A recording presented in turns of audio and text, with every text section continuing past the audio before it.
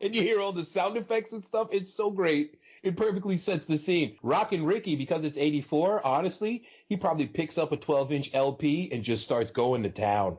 He's just wailing because radio in the late 20th century requires large equipment, brother. These things are heavy. So it's not an MP3 player. You got a reel-to-reel. You got tape. You got knives that you use to cut that tape. You got weapons just laying around, dude. A record player? What do you think is heavier, dude? My laptop or a record player? Technics 1200. Rockin' Ricky, he's kicking ass. He's taking names. Okay, you see his poster. He's dressed up like Indiana Jones, for Christ's sake, on the promotion on the side of the road. It's robot fighting time when you try to invade Rockin' Ricky's radio station. Let's go. That's one of my favorite lines. Hey, you're not Rockin' Ricky fan. He takes the time to address them. That's why I love Gremlins so much. Now, he's a professional broadcaster. Yeah. Here's what I want you to do for me, Norbert. Give me your top 5 kills in this movie. Okay, now, top 5 kills by gremlins or top 5 kills by humans? You know what? Just give me your 3 of each. Just top 5 kills? 3 of each. Oh, okay, so, no particular order. Number 5, Glenn Turman. During the era when brothers used to die early in movies. Unfortunately, Glenn Turman not only dies early, it looks like he dies slow. Because first, the thing rips up his hand as he tries to give him... Yes. We get the yam and the caca. We get all of that. And then Glenn Turman not only gets his hand torn to pieces, he gets killed via embolism, stabbed by an empty syringe. That is number 5. Number 4, Deagle. Mrs. Deagle. She gets launched through the window. They turn her little Craftmatic adjustable automatic chair thing into a rocket, and +1 for the Gremlins for using total like Hitman Part 1, 2, 3, the video game tactics, because they use the carolers to distract her. They use the carolers to distract her while this dude just goes totally MacGyver on her chair. So yeah, that is kill number 2. Kill number 3 that they retcon for Gremlins 2, the new batch. They take that Kentucky Harvester and drive her through the Futterman's house. That is what we say in Brooklyn is gully. That is gully. That is insane. How do they have the skills to drive? They've been alive for what, an hour and a half at that point? Yeah. They're just brilliant creatures. All right, so what's that? That was 3? Mm-hmm. Okay. Number 4. I think that Santa Claus died, dude. Oh, yeah. Oh, yeah. Let's be honest. Not only did that Santa Claus die, but he could have quite possibly had the worst death in the entire film, because he's just being clawed to death by 3-4 gremlins at the same time, to the point where Mike Ehrmantraut's like, what's he got on him? What's the stuff he got on him? What is that? Okay, so that's definitely number 4. And number 5, the worst death is the one that we never get a chance to see. Daddy in the chimney with his broken neck. But because she gives that story in such a way that you can see the moment when they crack open the chimney and find her father's dead body with all the gifts in a bag, and his neck is broken. Eyes are all milky from being dead for weeks. Unbelievable. Like to the point where he stinks in the chimney. Like he's just been in there for weeks, dude. Bloated and, oh man. Yeah, just gross. Yeah. Gremlins, baby. Number 1. Well, you know what? As you're telling me these stories, these gremlins, they want to murder you, but they also want to have fun. But they will murder you. You're dead. That's it. That's it. Like, they want you dead. They will kill you. It's the cartoon id, because you remember in Who Framed Roger Rabbit, he goes to Toontown, and you're like, yes, this is great. And he kills the shoe. Yeah, look at how wonderful Toontown is. And then he falls out of that building, Eddie Valiant. Bugs Bunny is on the one side, and Mickey Mouse is on the other side. And he's like, you guys got a spare? Yeah, but I don't think you want it. And instead of giving him a spare parachute, they give him a spare tire. Yeah. Oh, man. It's the dark side of this cartoon wackiness, man. He could die in Toontown. His father his father. His brother, they drop a piano in his head from 60 stories up. That's how his brother gets murdered. So Gremlins takes that cartoon wackiness like, yeah, oh, we're just having fun. Hey, we're playing cards. You know what? You cheated. Bang. I shoot you. I'm Stripe. This is what happened. Yeah, man. It's not safe. Anything could happen. Stripe kills his own people. Stripe DGAF, baby. Yum, yum. Oh, man. Speaks an alarming amount of English. Yeah. And another thing that I learned, too, is that Phoebe Cates was talking about this. So she had done Fast Times before this movie. Oh, my God. And the studio almost didn't hire her because they didn't think she was wholesome enough. Oh, my God. Oh, my God. Listen. If you all are below the age of 35 and you have not seen Fast Times, just Google it. Yeah. I promise. And can I tell you something neat? A neat little part? Go for it. When Gerald comes into the bar that Billy's at, Billy's working, and Kate is bartending. I like how the owner comes up, give them all free beer. That makes sense. But he comes up to her and says, hey, you want to come to my apartment or my new apartment? She's like, well, I've never been to your old apartment. And what happens was after that, she finds a piece of something off. She takes a piece of whatever off Billy's sweater. But before they did that scene, she picked it up and put it on his sweater. So then after she shuts him down, I mean, that's a scene of endearment. She basically chooses Billy over Gerald with that moment. That's that's like, hey, man, ask me out Thursday. So she takes that off, but she did that herself. Like, that was her own touch that they did. And I thought that was a pretty cool, like, that's an intuitive moment. I really dig that about that scene. So now whenever I see it, it makes me happy. Because I just know. Yeah, no, like, that's a heads up actor right there. It is. It is. Phoebe's got experience. But yeah, I mean, she's, in the commentary, she doesn't talk much. It's the other guys talking a lot, but when she does, she's funny. So I kind of want her own commentary because she just had a really dry sense of humor. And Zach's like, hey, do you remember the scene, Phoebe? And she's like, no.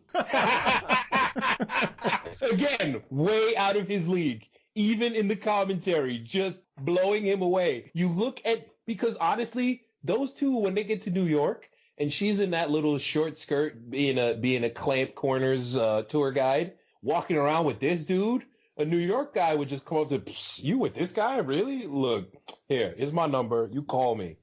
At that time, 1990? In 1990, a dude would just try to steal her from him in front of him.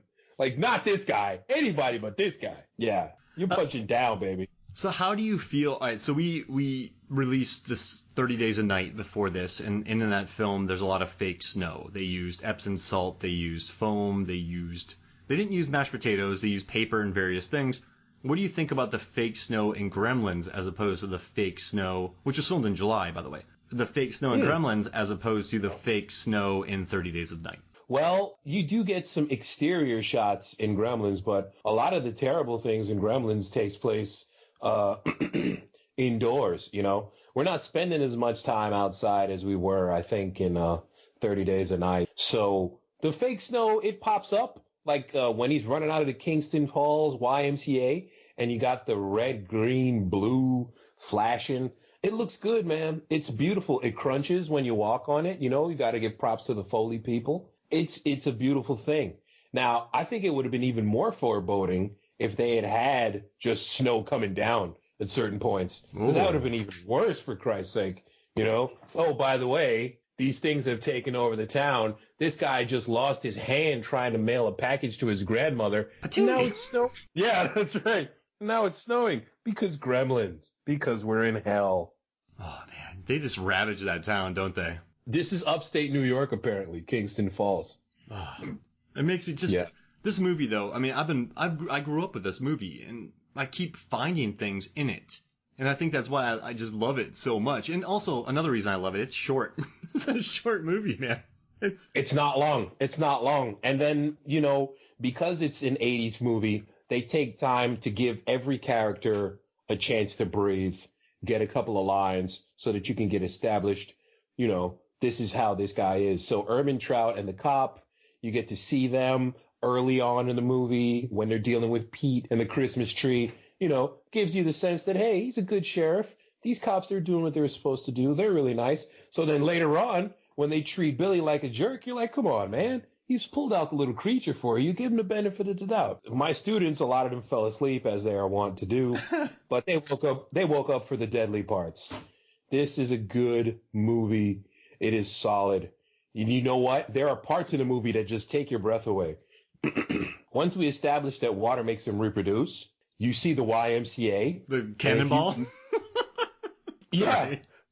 No, you didn't do anything. Before he even gets in the swimming pool, you realize, oh my God, he's at the Y. Oh my God, there's a pool in there. Oh no, this can't happen. And then not only does he jump in the pool, he makes sure to claw Billy's chest first and attack him. Like this is what it's all about. And then once they start to roll out, it is robot fighting time. And the first people they go to mess with, the Futtermans. They're ruining the antenna so he can blame the foreigners for his bad TV picture. Oh, I love it. It makes me... This movie... And do you know they didn't... So, in the script, there are a lot of gremlins. And then the executives said, hey, do we need all these gremlins? And Spielberg goes, yeah, sure, we'll cut them and just call the movie People. Isn't that amazing? Spielberg is a jerk because he's like, I created Jaws, so shut up. When I tell you to make a move, do it. Oh, that made me so happy. And then also, I think the gag that gets me the most is the smokeless ashtray, where he tries to sell it to the guy at the gas station. And when he's leaving, smoke is just pouring out of it endlessly. And the guy is coughing his face off. It's a total failure. Yeah. And, side note, unlike a lot of other movies, when the Gremlins video game comes out, the Gremlins 2 game came out for Nintendo, that game is awesome, dude. And it's kind of hard. What is the game? Gremlins 2, the new batch. What's the mission? Based on the second movie. You know, you gotta get rid of the gremlins from the Clamp building. So it's a platformer. You're walking around. The music is great. The graphics are really bright. You get cutscenes. You get some sound from the movie. And you have to take matches and burn gremlins alive. And you have to throw tomatoes at people to survive. Because, you know, in Gremlins 2, they had the tomato that you could use like a handball to prevent bruising. Yeah, it was a great game. Now, I'm going to ask you something. When his dad is at the convention, do you notice something that happens in the background? The time machine from H-12, dude.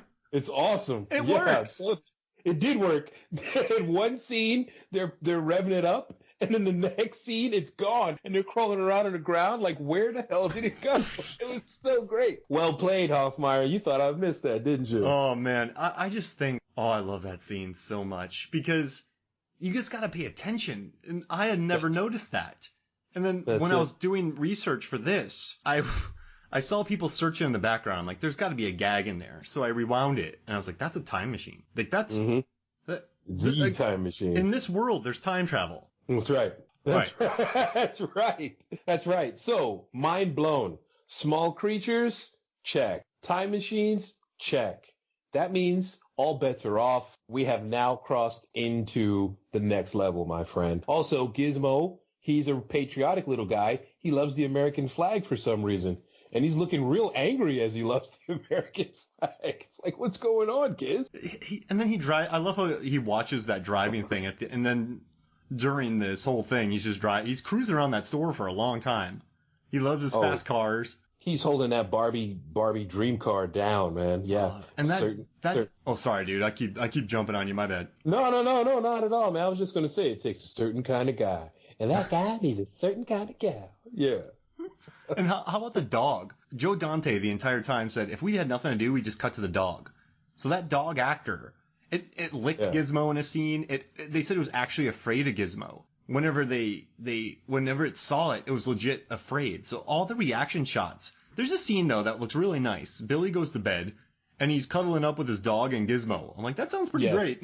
That was adorable. That was adorable. But we do have to remember that no matter how cute Gizmo is, no matter the fact that basically by the end of 1984, start of 1985, basically every other American household had a little Gizmo doll or the suction cup Gizmo on their car window. It's an abomination, you know? It's not natural. I'm looking at one right now, Norbert. So when I was at Universal Studios, my wife and I were there a couple of years ago, and those basketball games, I'm like, I'll try the basketball game. I think I missed every single basketball shot. And she's like, Mark, just go over here.